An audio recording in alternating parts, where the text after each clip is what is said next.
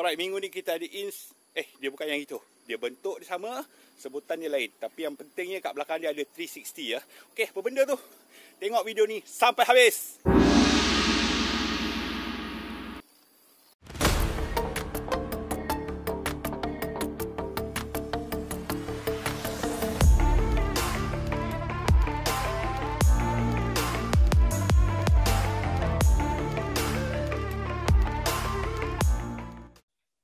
What's up yo, jumpa lagi. So dalam minggu ni kita ada Akaso 360.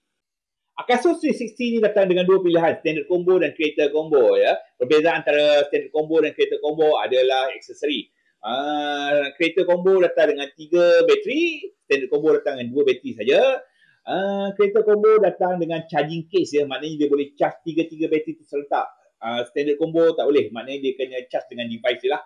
Dan creator combo datang dengan invisible selfie stick ya. Okey, jom kita tengok kat kotak dia ni. Dekat depan ni ada Akaso 360 gambar dia, dan dekat tepi dia ada email dia, dan kat bawah dia ada dia punya license FCC ID IC. Kat atas dia pula ada dia punya serial number, date dia, semua ada dekat situ. Bulan 10 tahun 2025, color dark grey. Dan dekat bahagian belakang dia ada dia punya spek lah. 2.29 touchscreen, AI tracking, weatherproof. AI tracking ni kita akan gunakan dia bila kita edit dekat kita punya apps ya. Weatherproof maknanya dia bukannya waterproof, dia weatherproof. Kalau setakat macam hujan-hujan ringan tu dia boleh terima lagi. Jom kita buka dulu kotak Akaso 360 ni.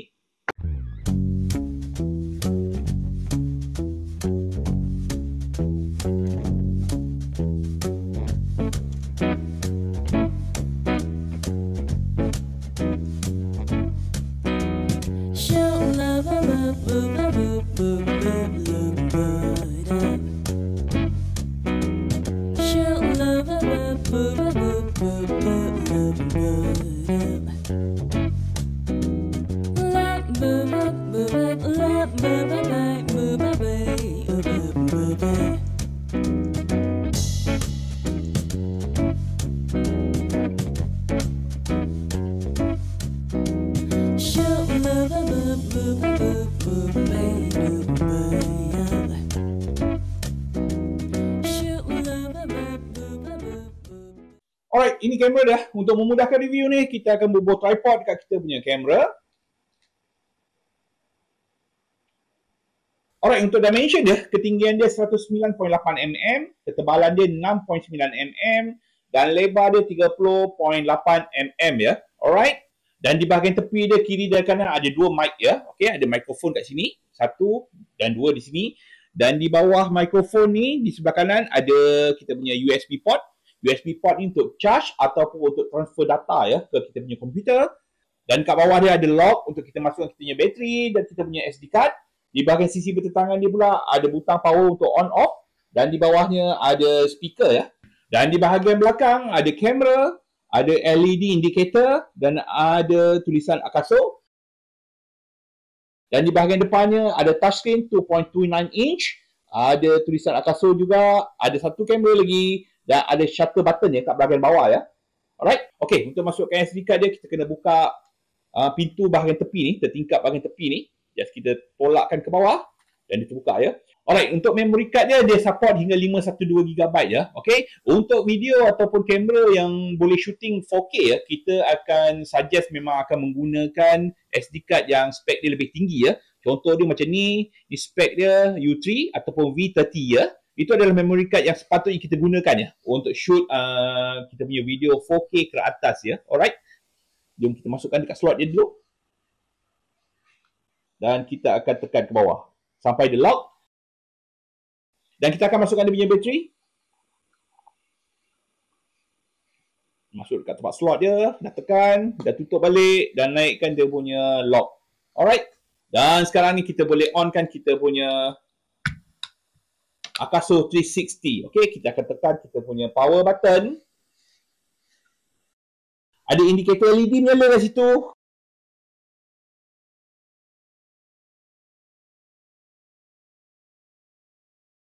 Kat bahagian depan dan dekat bahagian belakang pun ada LED menyala ya. Alright. Alright, dekat display dia, bahagian atas kiri ada dia punya SD card ya, remaining storage untuk SD card.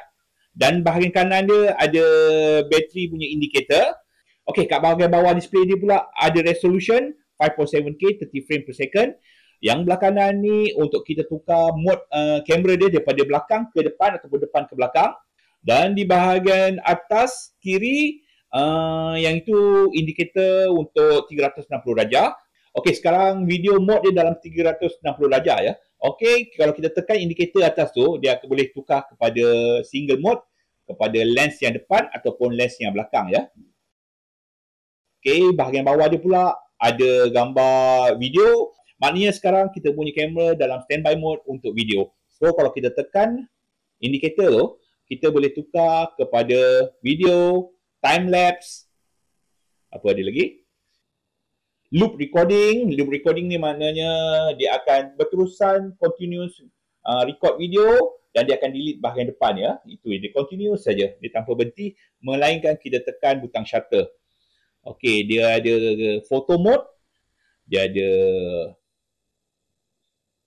ada DNG8 mode. Dia akan snap foto dalam keadaan raw dan kita akan boleh edit dia kemudian. Dia ada AEB. Dia ada interval dan dia ada time fusion. Okey, untuk time fusion dia akan ambil gambar dua-dua kamera serentak dan kita akan gabungkan dekat kita punya apps nanti dan kita akan boleh buat special effect dia dekat kita punya 360 darjah. Okey, itu cara dia kita nak switch antara photo mode dan video ya. So, kita akan taruh balik kat kita punya video. So, untuk kita capture video ataupun gambar, just kita tekan butang shutter ya. So, dia akan record ataupun ambil gambar. Dan untuk kita hentikan kita punya video, just kita tekan butang shutter lagi. Dan dia save kita punya video tadi dekat kita punya SD card lah. Sebab dia tak ada internal memory. So, selain tu, dekat dia punya display, kita boleh swipe daripada kiri ke kanan ya. Okay, bila kita swipe daripada kiri ke kanan, kita akan dapat ke atas tu ada tulisan A dan M. A maknanya auto, M manual. Untuk kita punya adjust kita punya setting untuk video kita ya. Ataupun kita punya foto. Dekat sini kita ada exposure. Untuk auto kita boleh adjust kita punya exposure. Dan ada auto white balance ya. Kita boleh adjust juga ya.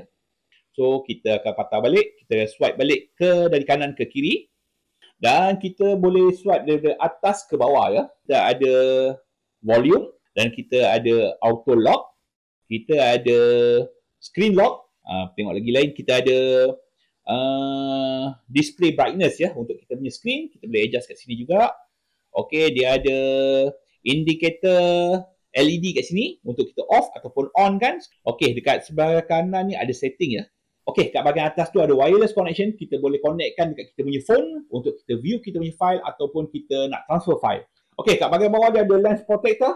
Okey, kalau kita gunakan lens protector dekat kita punya kamera, kita bubuh lens protector dekat dua-dua kamera kita. So, kita kena onkan je lah. Sebab apa? Dia boleh optimizekan stitching untuk dia punya video capture tu ya. Kita ada auto stop record temperature. Maknanya, dia punya safety bila temperature terlalu panas, bila dia tengah mengambil gambar tu, dia boleh auto off. Bila dia auto off tu, dia akan savekan kita punya file yang tengah ambil gambar tadi tu. So, kita ada mic gain. Mic gain ni untuk noise reduction. Dan kita ada anti-flicker. Okey, kita ada auto lock. Dia ada record lock. Okey, dia ada auto shutdown. Kalau kita idle tak guna dalam masa 10 minit, dia akan auto shutdown sendiri. Dia ada gyro calibration. Oh, ni perlu buat. Okey, kat sini kita ada language. Apa lagi ada? Kita ada format kita punya SD card. Alright, kita ada butang reset kat sini. Kita boleh restore kita punya factory setting. Kita ada about camera. Kita ada quick capture ya. Okey, quick capture ni kita patut off. Okey, fungsi quick capture ni bila kita on kita punya device dia akan on dan dia terus capture ya. Okey. Dan bila kita tekan shutter button tu, dia akan berhenti record, disimpan file kita dan dia auto off. Okey. Maknanya untuk orang nak cepat dia boleh guna tu. Macam ni kita tak payah on lah, kita off kan. Okey, kalau kita slide daripada bawah ke atas ya, kita akan masuk kepada resolution setting ya. Okey. Dan resolution setting untuk video ni paling tinggi adalah 5.7K 30 frame per second. Untuk 5.7K ni, frame per second dia paling rendah adalah 24 frame per second. Dan dia ada 4K juga. 4K dengan paling rendah 24 frame per second. Dan yang paling tinggi 4K 60 frame per second. 60 frame per second ni maknanya pergerakan bila kita gerak kita punya kamera ni dia lebih smooth ya. Okay, berbanding dengan 5.7K tu. Cuma 5.7K tu resolution dia tinggi. So, lebih detail dia dapat. Okay. Dan kita akan swipe daripada kanan ke kiri pula. Loading. Okay, ni dia punya gallery lah ya. Okay, dekat gallery ni juga bila kita view, kita boleh kawal kita punya kamera ya. So, itu dia. Okay, kita boleh kawal dia punya kamera. Sebab dia 360 darjah kan. Alright. Ini apa yang kita cakap tadi. Jom kita play. So, dia akan record ataupun ambil gambar. Dan untuk kita hentikan kita punya video, just kita tekan butang shutter lagi. Okey, dia punya speaker pun dengar dengan jelas. Maknanya dia punya mic dapat merakam kita punya suara pun dengan jelas. Alright, dalam video ni kita tak akan tunjuk video footage dia ya. Sebab apa? Dalam video ni, video pengenalan untuk Akaso 360 je. Mungkin next video kita akan buat video footage untuk 360 ni. Okey, dan kita akan swipe balik daripada kiri ke kanan untuk kita pergi kepada kita punya home. Okay, first bila kita gunakan kita punya kamera ni, apa yang perlu kita buat adalah kita download apps dekat kita punya phone dan kita synchronize kita punya phone dengan kita punya kamera untuk dapatkan setting date yang betul. Dan kita juga boleh gunakan kita punya laptop untuk kita review ataupun kita transfer file dengan kita punya laptop menggunakan dua cara. Okay, satu cara adalah kita cocok kita punya USB kat sini dan kita akan buka dekat kita punya laptop. Dan satu lagi cara leceh sikit, kita kena buka kita punya SD card, masukkan dekat SD card reader, kita cocokkan kita punya laptop untuk view, edit. Alright, bercerita pasal bateri dia pula, dia menggunakan bateri 3.7 volt dengan kuasa 1350 mAh yang Akaso claim boleh capture video selama sejam untuk 5.7K, 30 frame per second, 360 degree. Alright, maknanya dia bagi untuk standard combo kedua, kita boleh rakam video untuk 2 jam, okay? Alright, itu dia pengenalan video untuk Akaso 360. Untuk video footage dia, kita akan buat video lain. Shoot first, frame later adalah slogan untuk Akaso. Jumpa lagi, bye-bye!